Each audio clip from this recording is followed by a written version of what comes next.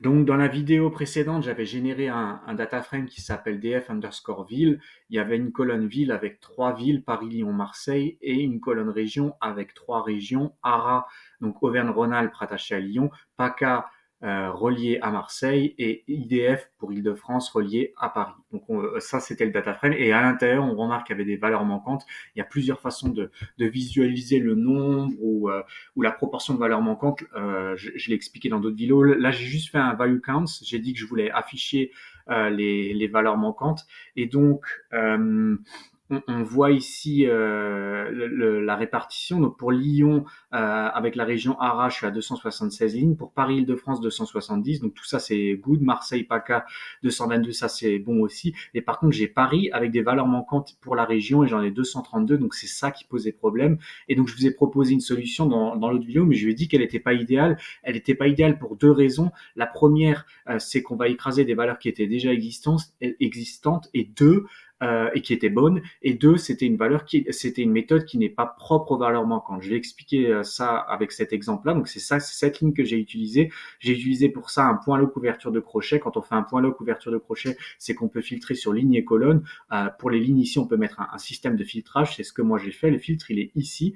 Et en gros, je lui ai dit, tu parcours mon data frame et tu vas faire un filtrage dans la colonne ville où il y a Paris. Et à chaque fois qu'il y a Paris, tu vas assigner Île-de-France, donc le terme Île-de-France, dans quoi? Dans la colonne région. C'est ça que je lui ai demandé de faire. Donc déjà, en quoi c'était pas idéal, ça, c'est que dès qu'il va avoir Paris, il va remplacer. Et en fait, ça, c'est bien pour not a number, puisque là, il va remplacer not a number par Île-de-France. Donc il y a 232 lignes où ça va être bien d'avoir fait comme ça, mais il y a 270 lignes où c'était pas idéal, dans le sens où en fait, il va écraser Île-de-France pour le remplacer par exactement la même valeur. Donc il va pas se poser de questions. Je lui dis d'assigner Île-de-France, même s'il y avait déjà Île-de-France dedans, il va le réassigner. Donc c'est que 270 lignes, ça prend que quelques nanosecondes, c'est pas grave, mais en soi c'était pas idéal, et c'était aussi c'était pas idéal dans l'idée qu'en fait c'est pas une méthode propre aux valeurs manquantes. Ce que je veux dire par là, c'est que j'aurais très bien pu refaire ça, par exemple pour Lyon, où je sais qu'il n'y a absolument pas de valeur manquante, et j'aurais pu lui assigner une nouvelle région. Genre, en gros là, je lui fais un filtrage sur ville Lyon, et je lui dis bah alors tu vas dans la région, dans la colonne région pour Lyon. On sait que la colonne région pour Lyon, il n'y a qu'une valeur, c'est ARA,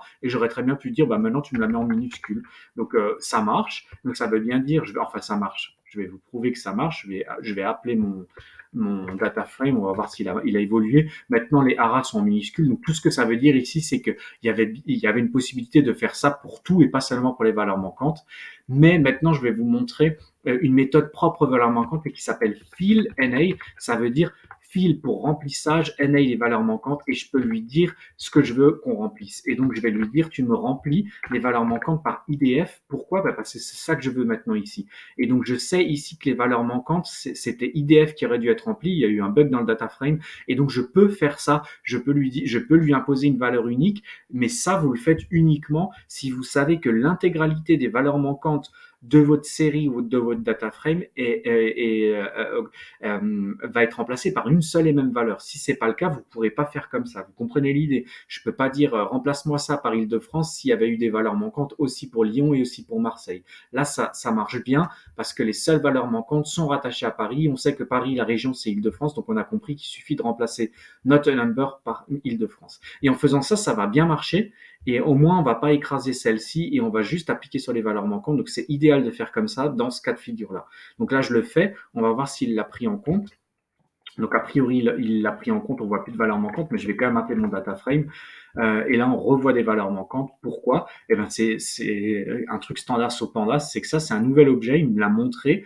Il m'a montré ce qu'il a fait, mais il m'a pas remplacé mon df-ville. Si je veux me remplacer mon df-ville, soit je lui mets un paramètre ici, in place, égale true pour lui dire que je veux le faire in place, donc ça veut dire que je veux faire la modification comme si je voulais, on va dire, l'enregistrer, ou alors je peux rappeler mon data frame comme j'ai déjà expliqué dans d'autres vidéos. Moi j'ai l'habitude de faire comme ça. Donc ce que je fais, je prends mon df-ville et je lui dis ok, ça me plaît ce que tu as fait. Maintenant mon df-ville, qu'est-ce que ça devient? Eh bien ça devient mon df-ville avec un remplissage des valeurs manquantes en IDF. Et donc il va partout où il y a des valeurs manquantes, il va me les remplacer par IDF. Donc il faut faire très attention, mais je sais qu'il n'y a pas de valeur manquante dans ville, je sais que c'est uniquement dans la colonne région, et je sais que dans la colonne région, c'est uniquement pour Île-de-France qu'il y a un souci, donc je peux y aller, mais il faudra être vigilant avec ça. Et donc là, ça va, j'ai plus de valeur manquante, vous pourrez le vérifier. Et dans d'autres vidéos, je vais vous montrer tout ce qu'on peut faire avec Fill NA, parce que ça va beaucoup plus loin que ça.